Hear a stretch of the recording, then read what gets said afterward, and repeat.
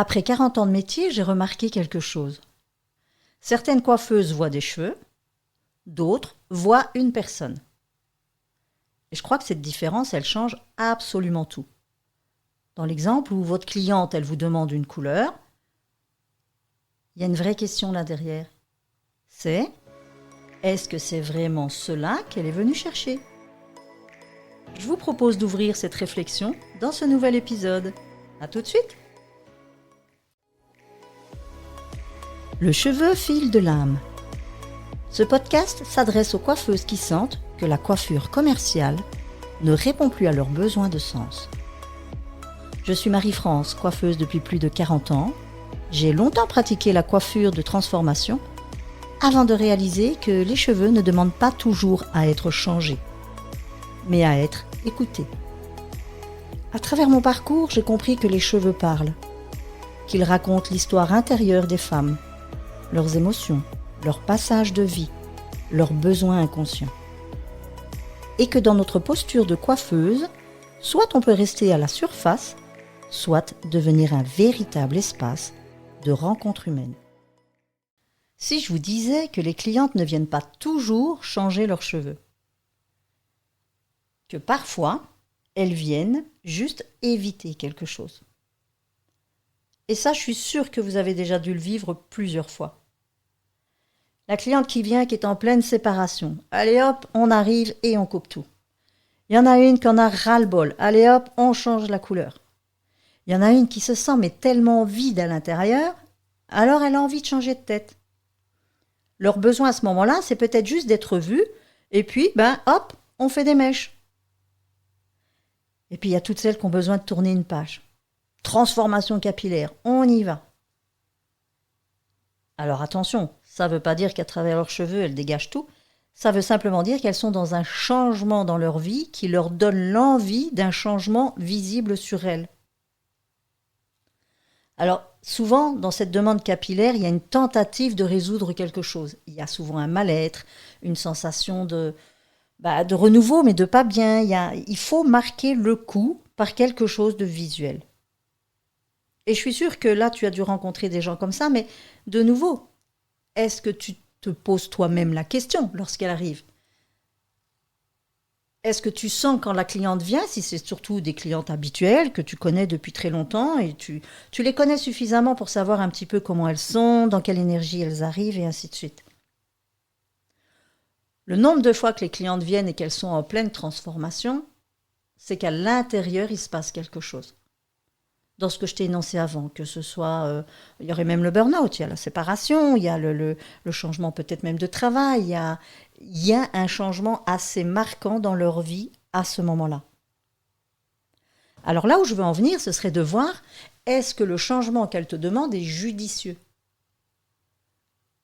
Alors il va représenter pour elle quelque chose de marquant, pour que, comme si un petit peu, qu'elles vivent, c'est très émotionnel, donc ça peut être quelque chose d'assez perturbant, ou même joyeux, soyons clairs, il n'y a pas que du négatif. Mais on dirait qu'elles ont ce besoin de marquer le coup extérieurement par un changement de coiffure. On dit même souvent, il y a des changements de lunettes, un changement vestimentaire, enfin, on apporte un changement visuel sur soi. Donc lorsque c'est là, je vais dire la raison primaire de ce changement, je t'inviterai à voir avec la cliente. Alors, tu n'es pas obligée d'être, curieuse ou en tout cas avoir l'impression d'être intrusive, mais de demander à la cliente comment elle se sent. Parce que parfois, c'est sur un coup de tête, soyons clairs. Et puis, tout compte fait, merde, peut-être que ça ne lui plaira pas ou qu'elle se dira, oula, c'était peut-être un peu beaucoup de tout compte fait. De pouvoir qu'elle puisse mettre les mots dessus, qu'elle puisse exprimer comment elle se sent, comment elle est à cet instant avec elle, quand elle se voit aussi dans le miroir. Parce que vous savez, quand on vit quelque chose comme ça de fort, il y a comme comme une cassure en soi qui fait qu'il se peut que quand on se regarde dans le miroir, il y a quelque chose qu'on ne reconnaît plus en soi.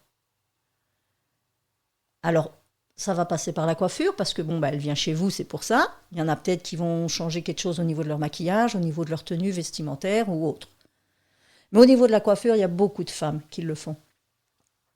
Et en pouvant exprimer avec elle, ou en tout cas lui faire exprimer ce qu'il se passe réellement comme émotion, comme ressenti en elle à ce moment-là, vous serez dirigé vers quelque chose de peut-être plus assorti à son émotion au niveau de la coiffure que ce qu'elle vous demandait au départ. Peut-être que vous arriverez à la même réponse, peut-être que vous aurez le même constat de coiffure qu'elle vous demande, mais peut-être pas.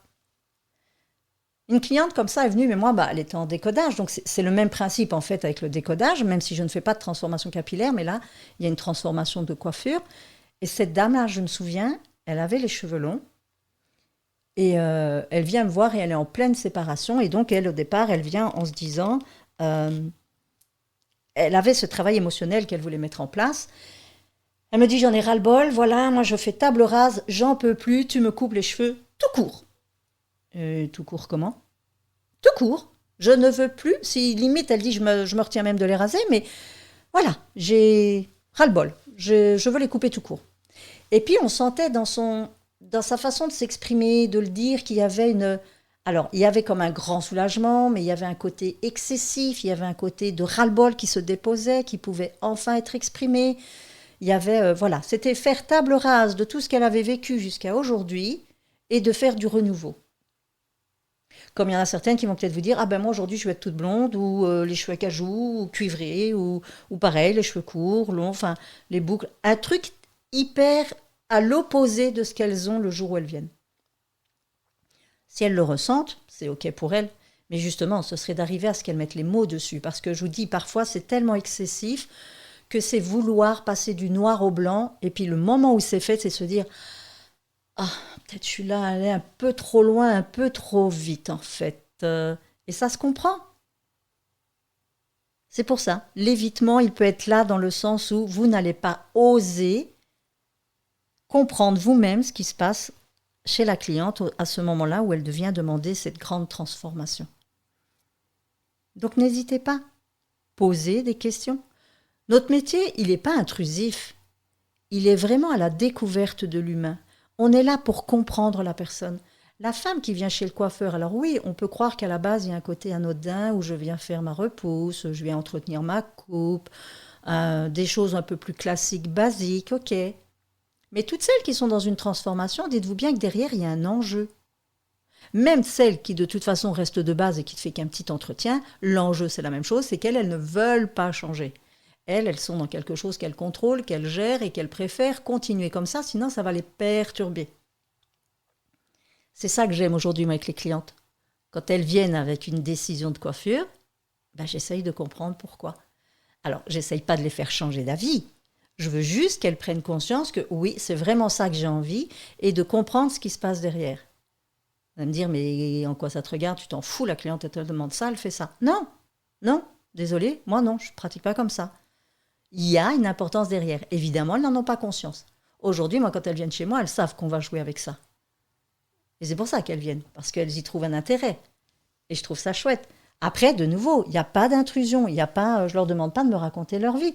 C'est d'aller comprendre, tiens, comment elles se sentent, qu'est-ce qui se passe pour elles, si c'est un truc joyeux, pas joyeux. Parce que vous savez, quand on fait des choses sur un coup de tête, parce qu'on a un ras-le-bol, un coup de gueule, c'est comme quand on pète un vase. Tu m'emmerdes et je pète le vase. Super. Et puis après, on pleure, c'était mon vase de grand-mère. Eh ouais, trop tard, fallait réfléchir avant. L'avantage avec les cheveux, c'est que quand elle vient, elle a le temps de réflexion. Grâce à vous. Parce que vous allez lui donner ce temps de réflexion. Vous allez lui donner cet espace d'ouverture, de compréhension, alors je ne vais pas dire de remise en question, mais de savoir vraiment, tiens, ok, sur quoi je me base là maintenant pour avoir cette envie de changement. Parce que ce serait bien aussi de comprendre pourquoi d'un coup elle passe de l'un à l'autre. Alors il y en a qui vont dire, comme ma cliente avec ses cheveux longs courts, mon mari, j'ai toujours gardé les cheveux longs pour lui. Alors maintenant qu'il est parti, basta, moi j'en ai rien à cirer, je veux mes cheveux rasés ou courts. Puis après, moi j'essaye de savoir avec elle, oui mais c'est quoi ? Ça représente quoi les cheveux longs pour vous ? Ça représente quoi les cheveux courts pour vous ? Si c'est juste cette transition comme pour dire à mon ex-mari, fuck you, pardon pour le vocabulaire, mais tu vois, maintenant que tu n'es plus là, tu ne m'empêcheras plus d'être coiffée comme j'ai envie. Et il y a un côté, on sent bien, mais de rébellion, de côté... merde, quoi. J'ai dit oui, je ne me suis pas écoutée pendant des années, maintenant je m'écoute. Soit c'est vraiment parce qu'elle s'écoute, soit c'est juste pour montrer à l'autre qu'elle a repris son autonomie et qu'en plus elle veut lui montrer quelque chose rien que pour l'emmerder lui, mais même pas pour se faire plaisir elle. Même si elle se fait plaisir de l'emmerder, à la base c'est l'emmerder qui compte. Est-ce que vous voyez la distinction? Ouais, on peut aller loin comme ça. Hein. À la base, vous allez me dire, mais non d'une pipe, qu'est-ce que tu nous racontes, Marie-France? On est coiffeuse là, ça suffit. Tu nous embarques dans des analogies, dans des analyses, dans des psychés. C'est pas notre boulot. Bah, c'est comme vous voulez. Mais je pense qu'on a quand même une importance à jouer dans ce moment de vie de la cliente. Mais ça vous appartient de ne pas le faire, bien sûr. Mais je serais étonnée, si vous faisiez l'expérience un jour avec une cliente comme ça, de voir comment elle réagit. Parce que ce que vous allez lui permettre de faire en même temps, on dit souvent, elles aiment bien venir chez le coiffeur, elles racontent leur vie, elles déposent, et toi tu prends, et c'est lourd. Mais quand tu lui ouvres cette porte, ça se passe différemment. Parce que toi là, tu n'es pas obligé de prendre tout ce qu'elle te dit, mais tu es juste dans l'espace où elle sait qu'elle va pouvoir se déposer et se dire « Ah !» Et puis d'un coup, elle va s'apaiser. Et tu vas voir que son changement de coiffure ne sera peut-être pas aussi radical. Pas obligé, hein, il peut toujours l'être. Mais vraiment qu'elle le fasse avec conscience, en fait, pour avoir, on va dire, prendre une petite assurance qu'elle n'ait pas trop de regrets après si jamais ça a été fait juste sur un coup de tête. Donc vous allez vous-même lui éviter peut-être, alors je ne vais pas dire une catastrophe, mais un changement qu'elles vont avoir du mal à assumer parce que là, elles sont dans une irritabilité, dans quelque chose d'euphorique, que ce soit en super joyeux ou en super triste, mais c'est, voilà, elle a besoin d'exulter tout ça. Et donc, elle va le faire à travers cette transformation, je vais dire, puissante. Et puis là, vous allez l'aider à... On redescend un petit peu la sauce, l'énergie, mais l'énergie va être plus sereine. Ah ouais, est-ce que je suis obligée d'en passer par là? Peut-être qu'elle le fera, mais plus tard. Mais là, elle va passer par quelque chose où elle va se sentir en accord de dire « Ok, demain, quand je vais me lever, je ne vais pas être saisie en me voyant dans le miroir. » quoi. Parce que là, je suis vraiment... Et encore, ça lui appartient. Si elle continue de vous dire « Non, non, non, c'est bon, je ne réfléchis pas. Allez, vas-y, fais-moi ça, vraiment, c'est ce que j'ai envie. Ça suffit. » Ok, on n'est pas là non plus pour l'obliger à quoi que ce soit. Hein. Mais si c'est la cliente que vous la connaissez bien ou quoi, vous savez comment elle est, vous savez comment vous pouvez l'aborder, tentez le coup.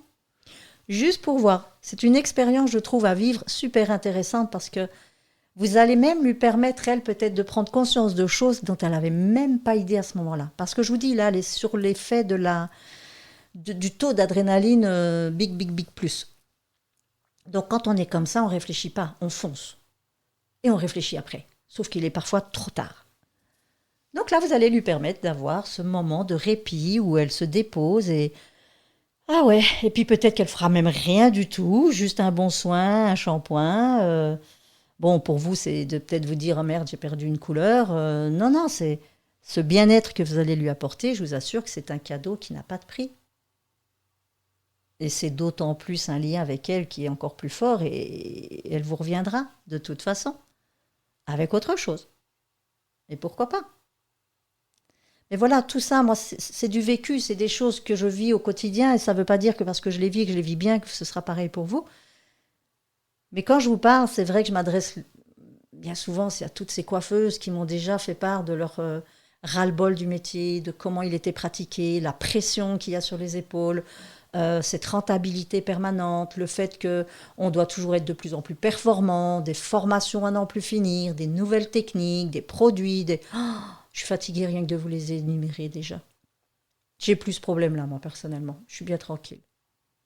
Mais cette relation humaine que j'ai, en fait, c'est ça qui me plaît. Quand je dis j'ai fait coiffure par dépit, je pense que c'est le côté de l'apparence, de l'esthétisme n'était pas du tout mon truc. Mais la relation humaine, mon Dieu, qu'est-ce qu'elle me parle? Elle m'anime, elle me nourrit. Et aujourd'hui, je prends chaque rendez-vous comme ça, comme un accueil de quelque chose de nouveau et qui va faire du bien à tout le monde. À vous de voir.